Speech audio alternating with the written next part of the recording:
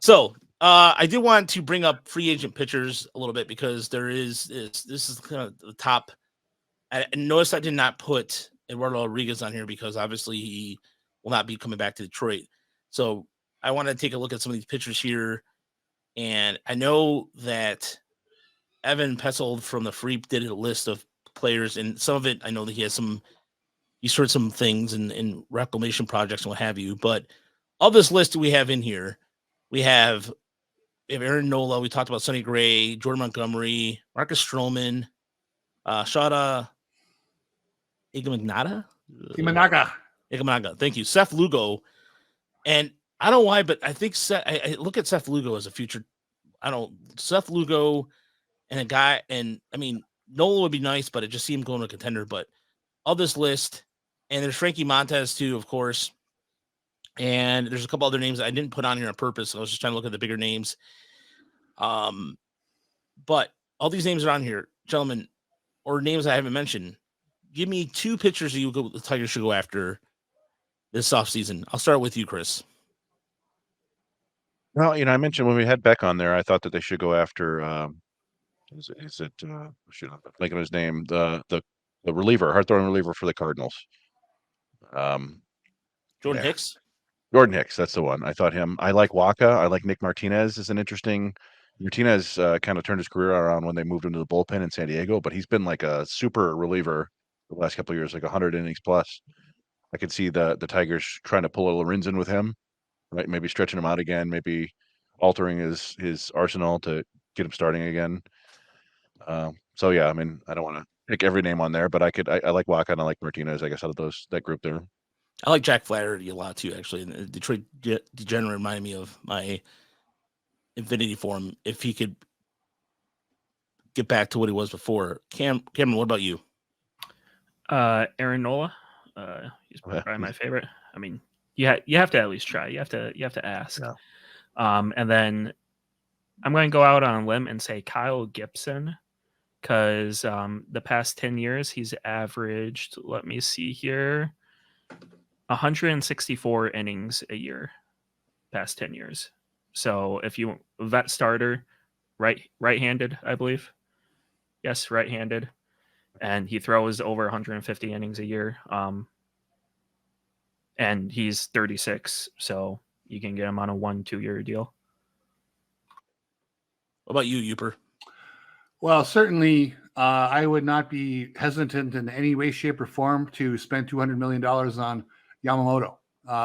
Obviously, the Tigers, I do not have any faith they will opt out of that pursuit. And he may not want to be in Detroit. So, I mean, who knows? But that's where I would go. I'd go to the top of the market, of the international market, and bring him. But saying that that's probably not going to happen, I'm on Aaron Nola's train. And, Sonny Gray, I go back and forth. I think he would be a nice ad. I really do. But I'll tell you, I saw Seth Lugo pitch a couple times this year. The guy ain't bad. He's kind of sneaky. If that's where they end up going, that's probably on the Lorenzen level of signing, maybe even a little bit better. That'd be all right. Yeah, I think. Oh, go ahead. Sorry. No, I get the feeling that guys like Lugo's going to end up getting like a 3 or 4 year deal. I think because didn't he? Yeah, he started. He always been kind of an up and down guy or a swingman for the Mets, and then where was he with? He was with the Padres, wasn't he? Yeah. And I think he looked pretty good as a starter, so I wouldn't shock me if he gets a multi-year deal. Montgomery, he made himself a lot of money this year. I think he would be a fun signing. Yeah, I mean, all those guys at the top would be an awful lot of fun, but I just, I get that Scott Harris feeling with everybody. I think I mentioned Alex Wood the other day as a guy that Harris has signed before. And Tyler Malley, I always forget how to pronounce his name. He's a guy who's injured, but you could possibly get him on like a 2-year deal for a discount. And had he been healthy, he'd probably be in that Jordan Montgomery range of getting like a 5-year deal. So might be an interesting kind of, outside of the box move. I still think that there's going to be, that's another name too. That's a good. There's a name in here that I could remember, and Detroit General brought him up was Paul Blackburn. That's a good name to bring him in there too. But as far as Sonny Gray goes, I think Sonny Gray on a 2-year deal tops would be phenomenal. I think based off, you kind of wonder when the other shoe is going to fall off with him a little bit because he's had some wear and tear.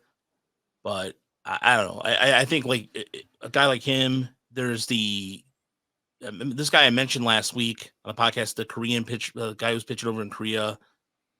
McFetty. Yeah. I think he would be. I think that's a guy who I really would see. Nick Blackburn. Yeah, not Nick Blackburn. Sounds like a guy in a band too, I think. But anyway, sorry, I got a text earlier and it was just like it's been screwing my speech ever since then. So,